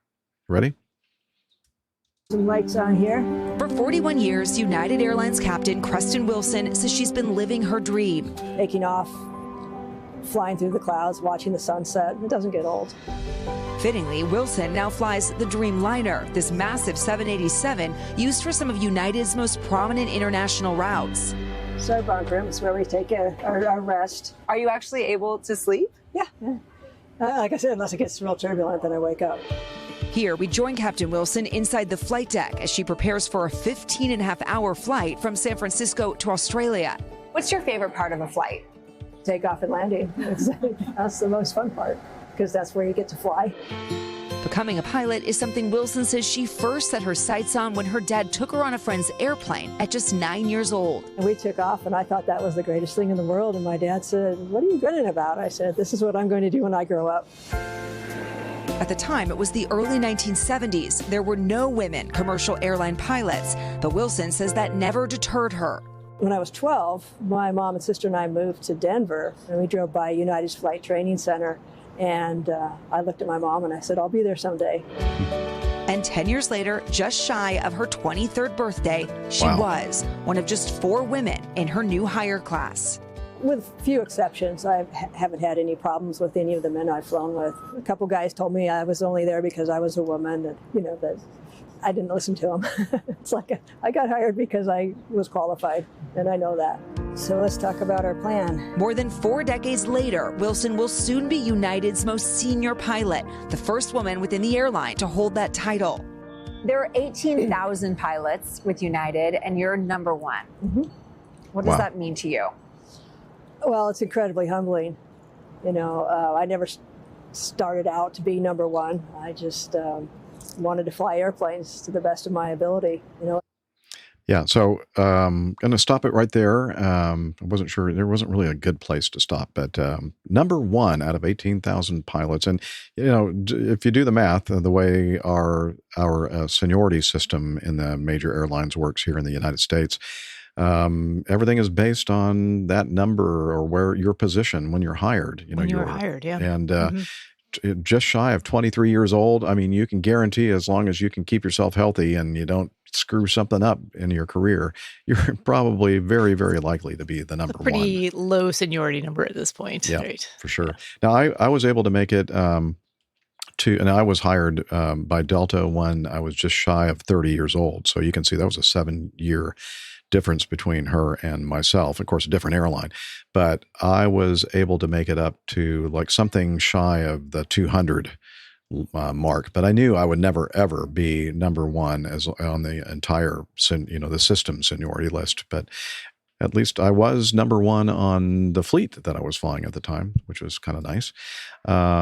Peter Tarantelli says, does that make her the chief pilot or is that something else? Yeah, chief pilot is like a management position. An administrative thing. Or administrative position.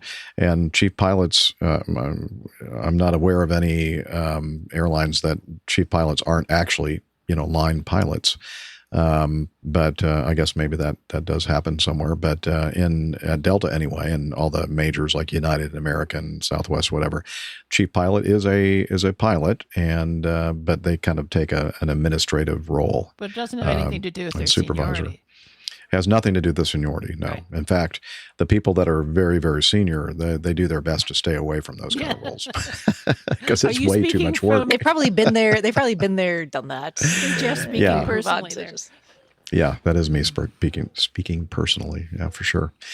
So, thank you, Tim, for sending that in. It was a great video, and again, I highly recommend that you watch the entire thing.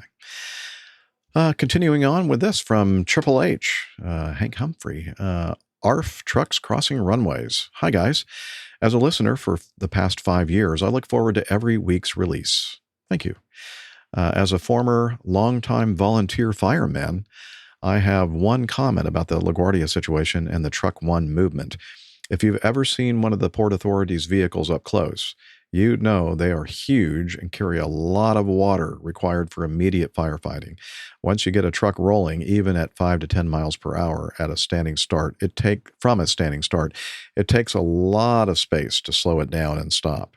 There was no way that Truck One could have stopped once it got started after being given clearance to cross the active runway. Thank you again for taking on the diagnosis of each of these latest incidents. Triple H. Wow, what an audience. We have people out there who have driven these big giant trucks and has some experience with that. So it's all right. Now, this is taking Captain Nick. Oh, no. Captain Nick. We have some feedback from John Piek. Oh, I'm willing to be taken to task over. Okay. Or John Piek. I'm going to grab my popcorn and sit back for a minute. Let's see how this goes. I'll start off with the fact that I noticed at the very end, he says where he's from in Amersfoort, the Netherlands. And there's a connection there between Amersfoort and the Netherlands and me as a podcaster. I got started in the world of Catholic podcasting, and back in 2005, 2006, I met and learned about this amazing priest from Amersfoort in the Netherlands, Father Roderick Father Roderick van Hogen. So Mike Kuipers must know about him, eh, Jeff? Oh, yeah. Mike in our live audience, who is also the mayor of APG, knows for sure that gentleman from Amersfoort. Anyway, so let's see what John Piek has to say. Hi, Jeff, Nick, the others. How's everybody doing? The others, how are you guys doing? Okay. I'm an off and on Hello. listener. I'm also a ham radio operator, part-time product developer for communications equipment, a writer, a translator, and a podcaster. Wow, that's quite a list. Going there. Yeah, for sure. I heard several misunderstandings about radio communications in what Captain Nick said in APG 701. Okay. To start with, FM is the mode with a capture effect. That is that the strongest signal is still readable, even with a small difference in signal strength between the strongest signal and the others. Oh, they're talking about the others again. In AM, even the less strong signal can be heard if the stronger signal doesn't modulate. I'm having trouble talking. And quite often both can be understood as well. My understanding, this is the reason that air communications still use AM. As for repeaters, with analog modulation, FM is the better one for repeaters with separate frequencies. However, smartphones and cell phones do not work with more than one frequency. The one with two frequencies is a technique called FDMA, Frequency Division Multiple Access. Cell phones and smartphones use TDMA, Time Division Multiple Access. With TDMA, each transmitter has its own time slot on a single frequency in which it can transmit. With the old GSM system, this was either 16 time slots or 8 time slots, with 2 time slots needed for a duplex connection. So there is a network that provides the accurate timing and determining which is slot 1 and slot 2, etc. The DMR digital communication standard works similarly, but with only 2 time slots. These are all wonderful and advanced technologies, but they also are relatively vulnerable, and you need a network present for it to be reliable. So it is at least unsuited for use on remote airfields and also in remote areas in between airports. Of course, you can think of better things like satellite communications and several systems used by the military, but they are more complicated, in several cases more vulnerable, and also probably much more expensive if it needs to be a version of that system that will certify for aircraft use. And many of those time slot systems do not work over longer distances and with higher speeds. GSM is maximum 34 kilometers. Tetra is max 56 kilometers. For instance, the Tetra system, 4 time slots, used by European police forces had to be especially adapted because the French government wanted it to be able to function at max speed in their TGV trains. And these aren't even all problems that have to be solved. My personal opinion is that AM is not that bad for this purpose. And if you want to choose an alternative, then take single sideband like on shortwave radios. That will also work very well on VHF, and in that case, when people transmit simultaneously, if the difference in signal strength is not too big, both parties will to some extent be understandable, much better than with AM, because there is not the interference from both stations' carriers. And switching from AM to SSB, what was that again? The single sideband? Single sideband. Yeah, it gives twice the amount of channels in the same spectrum. Keep up the good work you're doing, and don't change anything in APG, since it couldn't be better than it already is. Oh, thank you, John. Appreciate that. Does that include being wrong about the except for the thing? radio communication stuff. Yeah. But, well, I don't mind admitting that John obviously knows his stuff. That's very good. Thanks for the analysis. It was a chance to open up the conversation, actually, about is this the best radio equipment that we have? And can we improve on it? And I'm very glad that you've been able to set me straight. I was just working from information that I hadn't gleaned personally, except from other radio amateurs and users. So forgive me if it wasn't entirely correct. We both, those of us that flew regularly, and we know that AM is not as good as it can be, because when you do get a co-channel double transmission, it often ends up in just an inaudible squeal. So the fact that it's technically possible for a stronger signal of both signals to be heard, in fact, in practice, that often doesn't work, and we know many cases where the radios will block each other. So I think we do definitely need a better method of instant communication. The fact that you've got a frequency diversion multiple access system, then perhaps that is better than a time diversion multiple access that you can get on your phone. I wasn't aware of the type of technology it uses. I just know that you can talk and listen at the same time on your phone, which is the sort of thing we need on aircraft. We also need it to be simple. Sticking with AM, I don't think, is an option. So we need to come up with an alternative. The ranges you quote, all very interesting, but we're really talking about tower to aircraft here. So we're not interested in long-range communications. We're not interested in communications on a route. We're really talking about trying to prevent these instances happening at an airfield. So, if you can get a system that will go out to 25 miles or even 35 miles perhaps, that will satisfy the need, I think, to prevent this sort of incident from happening again. So great. I really appreciate your thoughts on it. What I would love you to come up with is a system that you think would be practical, would have sufficient range. What frequency do you think it ought to work on? What technology could it use?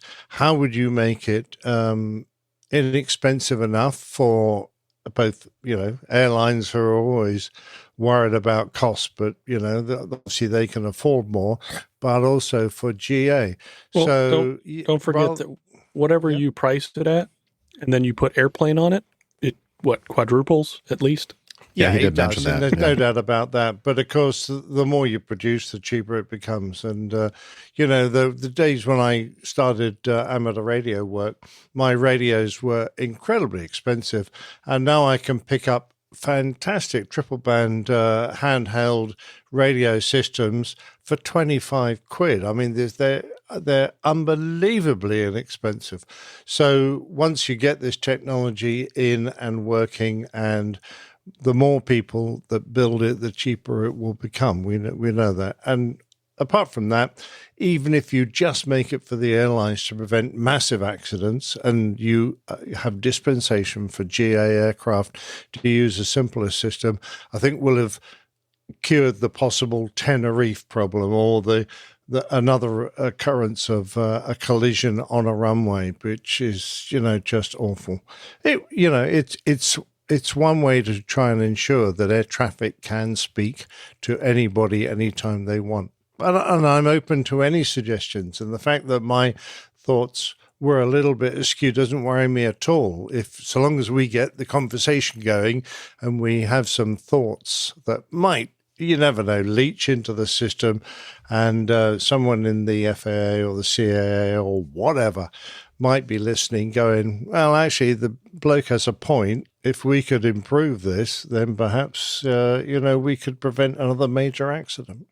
Nick, remember, you only have to be 50% right. There you go. Yeah, that's very true. You were well about John that. Doesn't mention how much I was right, or he just, but there you go.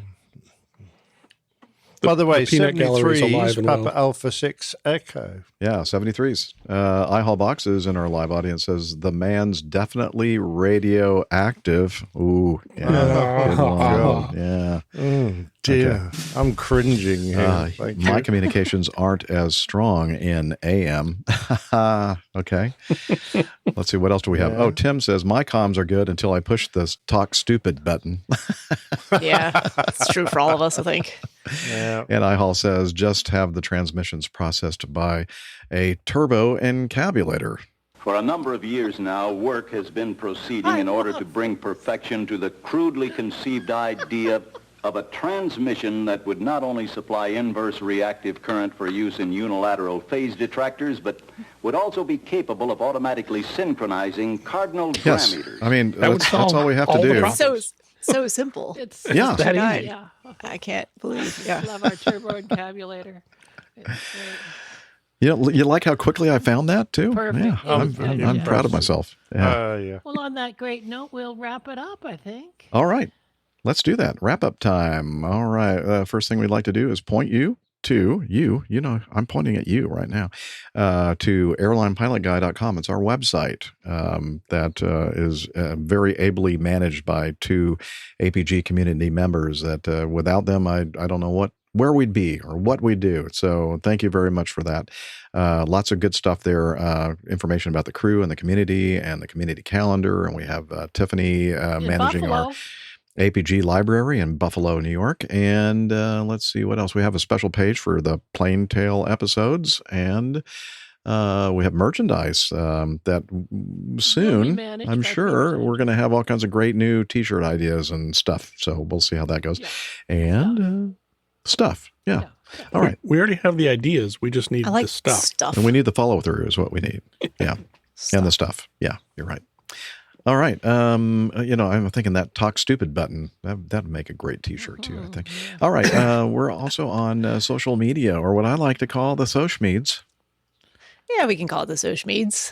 You can head over to facebook.com/airlinepilotguy and find the community there. If you're on X, we are at APG Crew. We're also APG Crew over on Instagram. Head there and see Captain Nick's weekly artwork for each show. And if you would like to watch these video recordings of our shows or join the live chat room as we're recording, that's over on YouTube, youtube.com/airlinepilotguy. You can also take a deeper dive, as always, to Slack if Hillel has made the trek with Jeff in the RBS. Oh yeah. You can hear him back there. It's just a couple feet behind where I'm sitting right now, that shower. All right. Hillel, can you tell us about Slack? Okay, but I'm dripping wet. Hillel is squeaky clean for sure. Just ask his wife. Yeah. APG listeners, please join us on our Slack team. Slack is a communication, coordination, and sharing platform that works on your mobile, laptop, or browser. On Slack, we share news and ideas. We suggest episode and Plain Tales topics. We plan events and meetups. To get into the Slack team, please email me at slack@airlinepilotguy.com. That's SLACK, Sierra Lima Alpha Charlie Kilo @airlinepilotguy.com. Or send me a tweet with your preferred email address to @Hillel, and I'll send you an invitation. That's Hillel, spelled Hotel India 11 Echo 1, and see you in Slack. Thanks a lot, Hillel. Woohoo! Free soap! He gets so excited about that free soap. I'm running out of my stock of free soap that I collected over, many, many years of flying in the airlines. I'm going to have to actually buy some one of these days. Oh, Jeff, have you ever thought about spritzing a little WD-40 on your shower handles? They've been really squeaky for I know. quite a while. But that's the only way that I can know for sure that he's finished in there, So Squeaky in his apartment, squeaky in his RVS. yeah, squeaky in this desk that I'm probably hear that squeaking noise too. Oh, yeah. It's like a bell on your cat's freaking squeaking You noise. gotta know that he's around. You're going to give me PTSD from Oshkosh. I know. It's like I still haven't figured out how to keep this table from squeaking. It's driving me nuts. I have to actually put the table down and put the cushions on top of it so it doesn't squeak. That's how much it it's still bothers me. squeaking. You just can't hear it. Well, that could be true as well. That's one of the good things about losing your hearing is that you don't hear all that stuff. It doesn't irritate you as much. Well, I just meant the cushions and everything muffles it. Oh, you put it into a sound cabinet. I see what you're saying. I thought you were talking about my old age. He was definitely making an ageist loss of hearing comment. Yeah. No, that was later. Yeah, you ageist. You. Yeah. Anyway, all right. Well, it was great having everybody, almost the entire crew together, it's a lot of fun.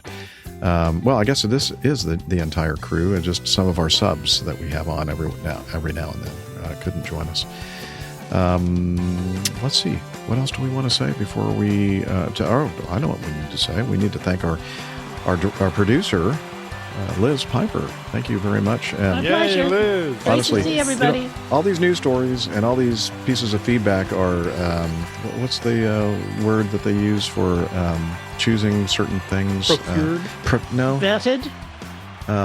Curated. Curated. That's the word. Curated. Curated Yes, Effie. by That's the Liz word Piper. these days. Yeah. So, yeah. It's she my does. curation. Yeah. It's So- this whole show is Liz Piper's doing. You know, Should we officially just show change up her title. and talk. Producer/curator. Curator. Oh yeah, Well, I like it. That sort of sounds like an old person thing. Yeah. That's good. Anyway, so thank you very much, Liz, for all the work you do. My really do pleasure. appreciate it. And thank you also to our live chat room, our live audience. We keep They were talking hot about today. them because they are such an important part of our show, for sure. And so thank you so much for being with us, and we love you, and we love all of you listening to the show. Thank you so much for listening and telling your friends about us. And until next time, I'm going to say, wishing you clear skies, unlimited visibility, and tailwinds. Talons, Douglas. Cheers, y'all. See you later, alligator. Goodbye. You're welcome. See you next time. Yeah, he's up in the sky. It's the airline pilot guy. Meep, meep. Good day.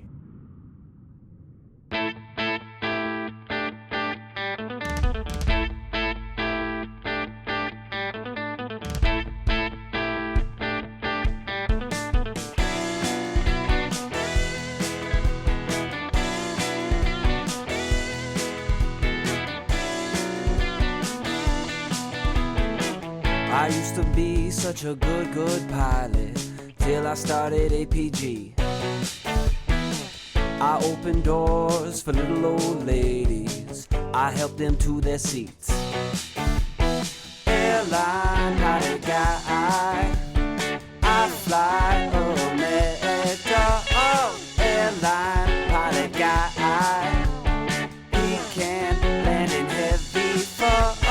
I got no friends 'cause I'm always flying. I just don't have the time.